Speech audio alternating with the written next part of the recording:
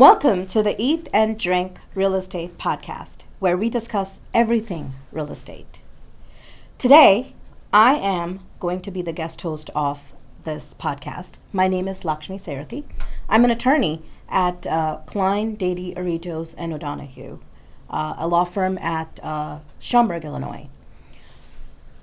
Along with realtors and attorneys, a key portion of the real estate infrastructures is the real estate investors. Today, I have one such individual, a dynamic personality with several companies under her belt, a book that is about to be published, and a veteran investor. It already did. Oh, there you go. Hetal Vithalani, the CEO or the Chief Executive Officer, correct, of Vithalani Incorporated, and other companies that we will talk about. Bunch of the others. So Hetal, before we delve into real estate, I wanted to ask you a couple questions about yourself. So we have discussed this before. You're not only a investor, but you're also you went to medical school. Yes, in the Caribbean. In the Caribbean. You almost became a physician, decided not to. Then you also... So in other part of the world, I am, but I didn't continue. Yeah, I got over with that. You also are a programmer. Yes. And you also have an MBA. Yes, I got over with all those. You got over with all those. So tell me a little bit about how you fell into real estate after having all these experiences. Every success comes from the necessity. So let's see, real estate I started a long time ago because I needed the money. Like my joke of a patriotic. So tell us the joke about the patriotism. So here, I call myself very, very, very patriotic of any country, specifically here because every single bill of a currency has the founding father. And I'm not ashamed to tell that I love money. And so you line your pockets with it, right? Yeah, why not? We all do, right?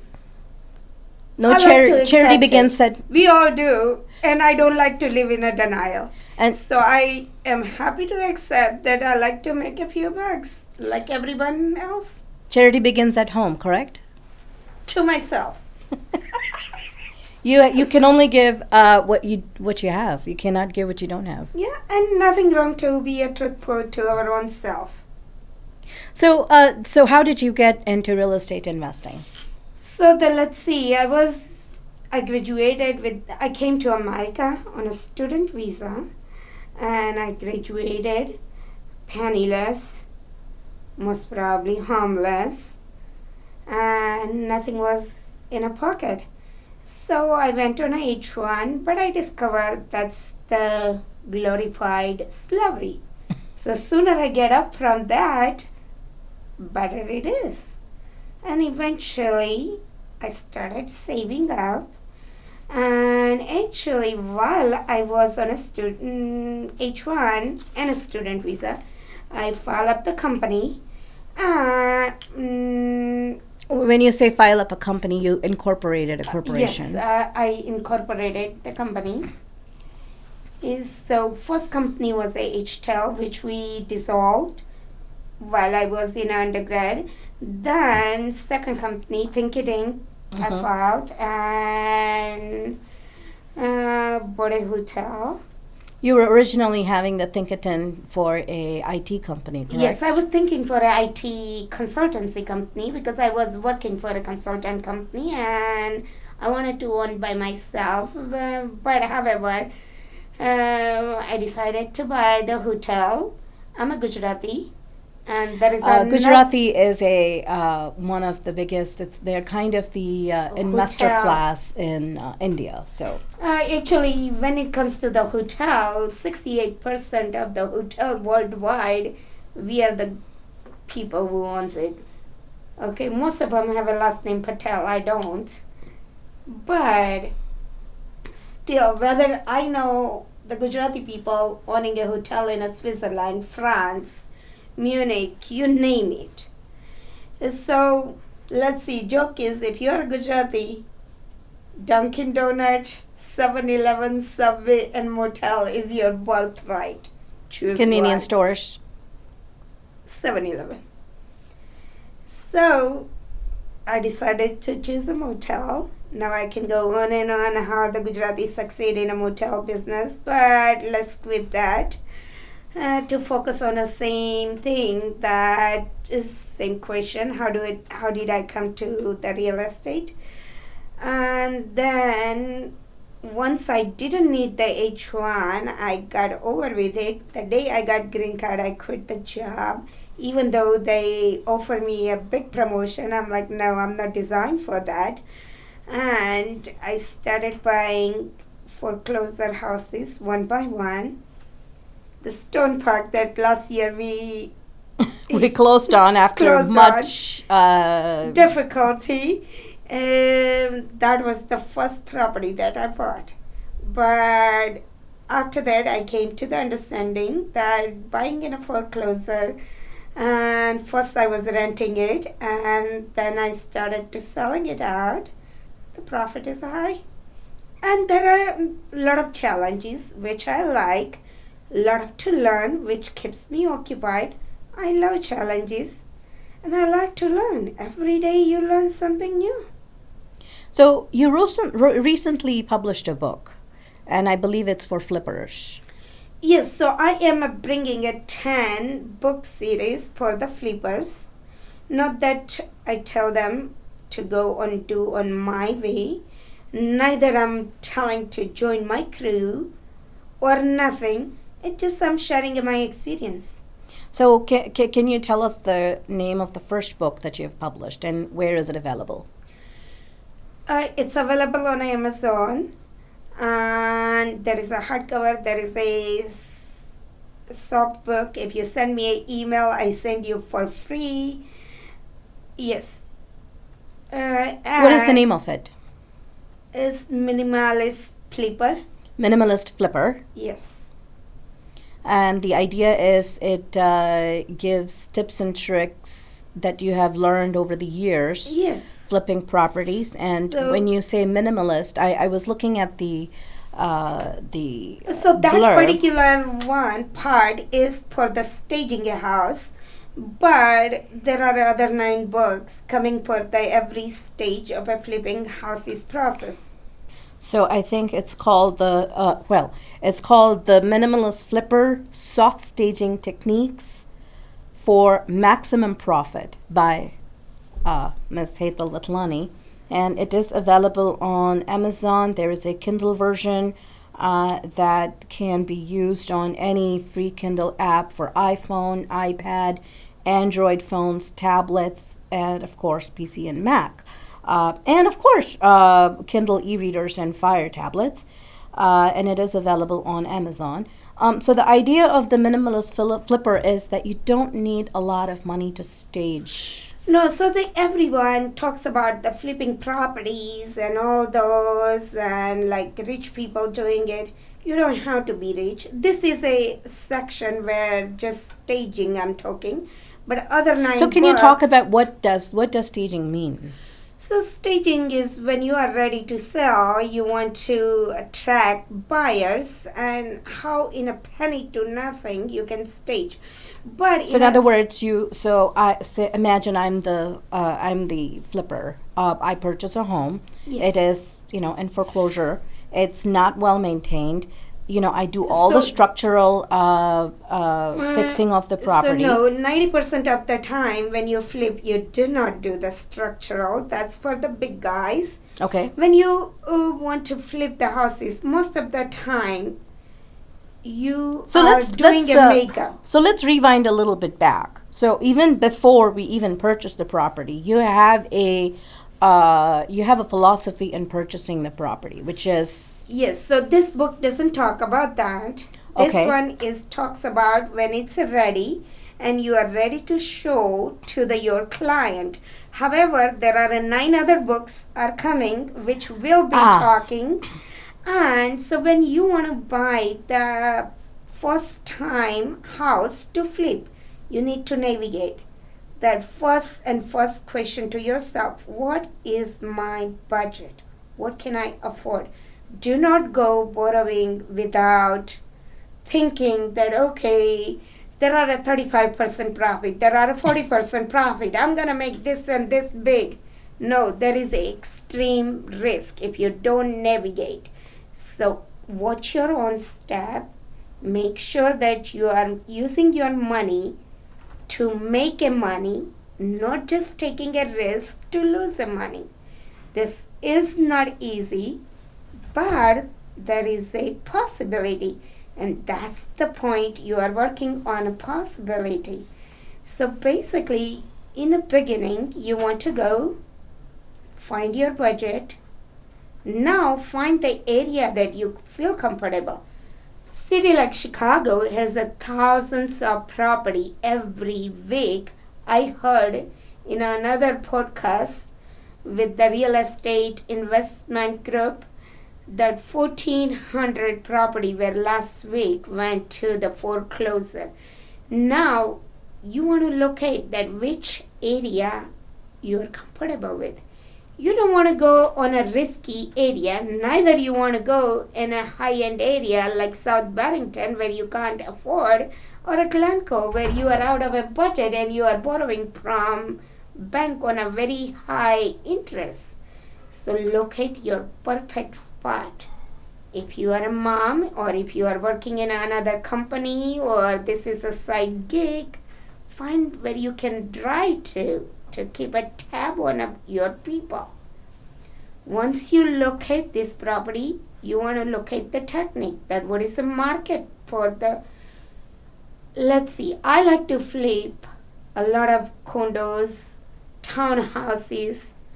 Most of the flipper hates those. I like that because I can compare my property to the what I can make highest and what I can make lowest, because those all have very similar floor plan. So it's very easy to appraise by yourself. But without the necessity of an appraiser. yes, because appraisal cannot appraise until you purchase within the next same window of a timing, like next 90 days, and until you finish the work. Appraisal cannot appraise house until you don't put a granite or a new AC. They don't know what you are going to do. So appraisal without buying, he will not get an entry in other people's property. Sometimes you get to know about the property in a time that you don't have an appraisal to order. Appraisal cost. Every penny counts. Normally it's about 400 to 500 roughly. Yes, but appraisal can be done only if you have access to the property. Now, bank-owned property, foreclosure property, or owned by the other person, you cannot appraise. That's not illegal. You will not get an entry.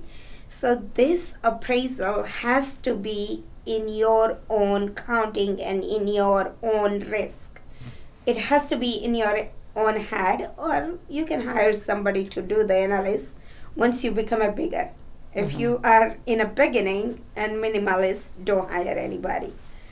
So you count down that my possibility of selling this house apparently is, we're going to take a simple example that, let's see, just make assumption that going condo is about a 250,000. So of course, just like you hear everywhere else, you want to make the big profit. Okay? And as I'm telling, this is not an easy road to walk on. But you ask yourself, what is the big for you and what is small for you? How much time you're going to be spending? How much money you have? So we started something going to sell 250. Immediately, to make even a 20% profit, you want to go 100,000 down, because that is a cost. Okay, if it's a 2-bedroom or 3-bedroom condo, it's gonna require painting. It's gonna require association fees, it's gonna require a property tax, you're gonna require a insurance, and this is the non-avoidable before even you start anything. Even in a greatest condition, you will have to retouch up the painting. Nobody wants other people's painting because it's nasty. Then nowadays nobody wants a carpet after the COVID is gone. It's unhygienic. So you will be changing a floor. So even nothing is wrong with this property that you're buying, considering not every property you're gonna get lucky, and this is not even a structural item. This is a very cosmetic makeup you are doing, extreme minimalism. Still, you will be spending 20 to 30,000. Now, we can ask, or you know better how much money it requires to do the transaction for the selling. About another 20,000 count. Your real estate agent will ask you if you're a new guy and you don't have a connection and you never negotiated and you are a newbie up to 5%. And if you are in an industry and you learn that you have to negotiate your real estate guy, then it's gonna still cost you the unavoidable 3%, and there is no out of that. So you will be paying 3 to 5%. All other the title company, even we go and negotiate the title company. Okay, still you will have to pay. You will have to pay the city stamp. You have to pay 90 out of other thing that I can't just keep going and complaining. So I would like to. Believe me, there should be an episode of me complaining all those fees. But at this moment, it's unavoidable. So we do have to pay. So I would say keep a ballpark 20 grand for that. 20 grand for your makeup. Okay, because let me tell you, if you want to keep the Fabrica on your countertop, you are dreaming about becoming a flipper. Yes, please don't even jump into that. You will need a granite. Granite considered like eyeliner. So a couple things are unavoidable: paint, floor, fresh paint. Make sure that all the carpeting is removed, and you have granite countertop. You can go quartz, granite, some kind of a stone. You can negotiate with the stone guy. I can give you a lot of tip on another episode. But these are the also your vanity. And please, if you want to be a flipper, if you're gonna do the makeup, you need a lipstick, even is the nude. But you do need something on your lips, and you do need a vanity in a bathroom, okay? Day one, throw that nice sink from the 10 years ago out. You want a nice vessel sink with the zazz. Gotcha. Because ladies love their bathroom and kitchen. Don't we know that? So, Hetal, tell me the importance of networking in your business. So, networking is very, very important. I believe that in a life, every second we learn. And networking has taught me extreme amount of a valuable thing for a business. That, for example, I was in some religion event and I learned that I can get vessel sink that I'm paying very zazzy 100% in a 50% because there was some trick to get it. You're talking about the vanity, right? Vessel sink? Yeah, vessel sink. And another, somebody's anniversary, I found out that instead of going to the granite countertop making people, I can go directly to the wholesaler, buy out the slabs, and ask the guys to charge me per square feet, and that would be under not even a 50%, 40%, and I can save. So let's see. First house I did and put the granite countertop. I went to Menard, same size. Menard charged me about a 3,500. Now I'm not even paying like 1,300. So you got a great discount because you found people who would guide you, and you found More those. than that, I found the trick that how do you reach to that. I was going to the Menard who had their subcontractor. Instead going to the Menard subcontractor. Nothing wrong with the Menard. I love Menard. But the thing is, I learned that instead of going to the subcontractor, if I have my own material and I order them. Now, question is, where do you put this kind of a heavy material? You never have to. Because all you go do and pay them, most of those wholesalers do hold your material. Or most of the granite cutting place, the labor would cuts, they do hold because you are a prospective hold up customer. For the wholesaler, you are paying them while they are not selling you the product. So you are giving them a money for the unsold product. So you are becoming an investor for them. So wholesalers, they have scraps of material. No, this is a nice material, no scrap. But for example, for them it will be a scrap, right? No, not at all. So let's see, wholesaler buys the material called Black Galaxy, very popular. Okay, now Black Galaxy countertop, they are getting every month whole shipping container. They are selling it. I go and tell them that I need no more than 2 to 3 per month. However, I'm going to pay for it 20 or 30. So they know that another 3-4 months, I don't need that. I'm paying, so I'm giving them a money, but I'm not taking my whole product. I'm only taking like a partial 30% product or 10% product, depending how much you buy. They will be selling it. Now next container, they only give me a portion. They give me a portion. So I gave them my money to use without an interest. I see. So that's the why they give you the very big discount and hold for you.